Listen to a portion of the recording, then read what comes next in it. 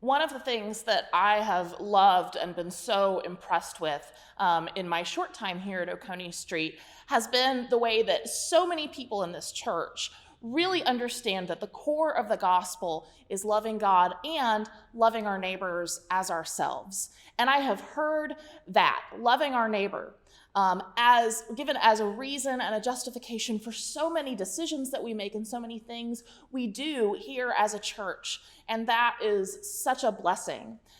And it's made me think a little bit more about all of the neighbors that I've had in my life and what it actually has meant for me to try to love them. Now, when I was an undergrad here at the University of Georgia, I lived on the east side and in a townhouse community.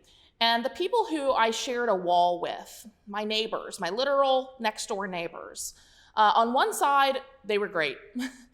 On the other side, they really like to stay up very late on weeknights, usually 3 or 4 in the morning, playing electric bass with the amp turned up, I assume, based on the volume, as far as it could go. They had a lot of parties. They would keep all of their empty beer cans on their back deck, which shared a railing with our back deck. They were not easy neighbors to live with. And I don't know that I can say that I really loved them. When I was growing up in Powder Springs, we had neighbors in the back of us, and there were a little bit of a wooded area, and there was a creek behind us, so we couldn't go over and knock on their door. It would have involved walking all the way around the block out to the main street to get to know them. And we referred to them in our house as the Jasons because we didn't know their names. We never actually went and met them. But we always heard the mom yelling at Jason in the backyard. And they had a lot of dogs, and they had a lot of broken down cars, and they had a son who apparently was a bit of a handful. And so we could hear their business, and sometimes it disturbed us, and so we ended up calling them the Jasons. And I don't know if I can say that we loved them either. Both of these neighbors that I really can think of that stick out in my mind do so because they weren't really great neighbors. They were neighbors that we merely tolerated. We were cordial with them. There was no fighting between us. But we definitely never loved them. And I think that it's significant that Jesus draws on these passages from the Old Testament to tell us that we're supposed to love our neighbors as ourselves, because neighbors are sometimes hard to live with. Just tolerating neighbors can be a challenge. Just liking neighbors can be a challenge. Just living with neighbors can be a challenge. And so loving them, and loving them in the way that we love ourselves and understand ourselves as having rights and needs and being beloved, that can be really difficult.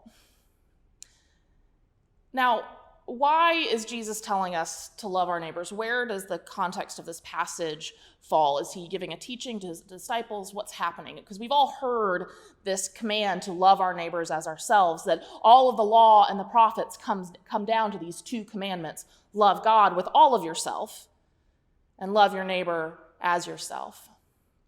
So Jesus is quoting the Old Testament here. He is quoting Deuteronomy, and he's quoting Leviticus. And he's gotten into a verbal sparring contest with the religious leaders in his time. Again, this is getting towards the end of his life. This passage in Matthew is coming when Jesus is making trouble in Jerusalem. He is making people angry. They are fighting against him. They're starting to plot for his demise. And Jesus finds himself in this very typical argument with the religious leaders where they're trying to one-up each other. And by the way, Jesus wins in this passage. But so they're going back and forth, and as a way to try to trip him up, to try to win the game, win the argument, these religious leaders ask him, well, what's most important?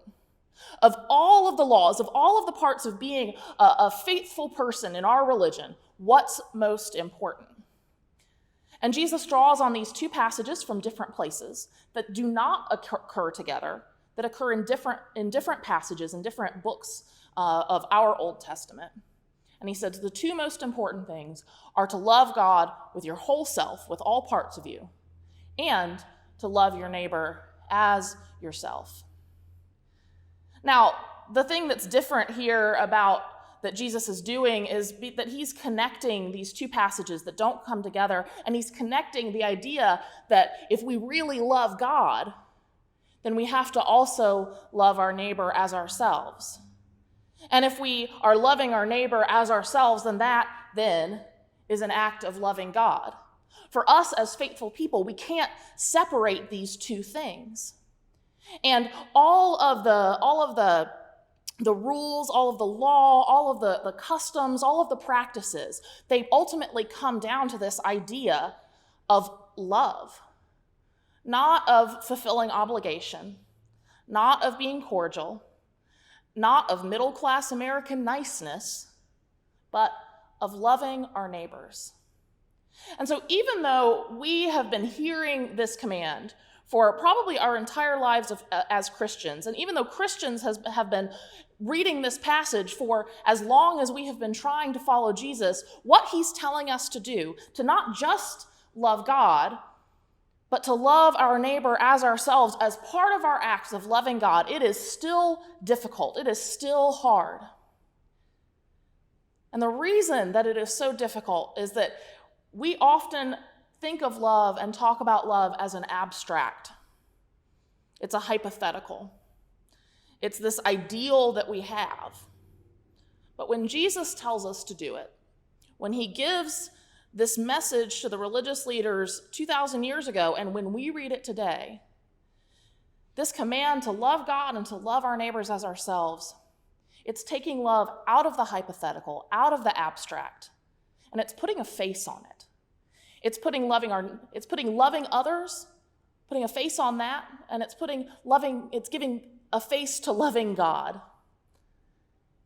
And when we start to think about love of an actual person who is up in our business, who maybe annoys us sometimes, who's got barking dogs and beer cans on their back deck, suddenly that idea of love is a lot more real, and it's a lot more difficult.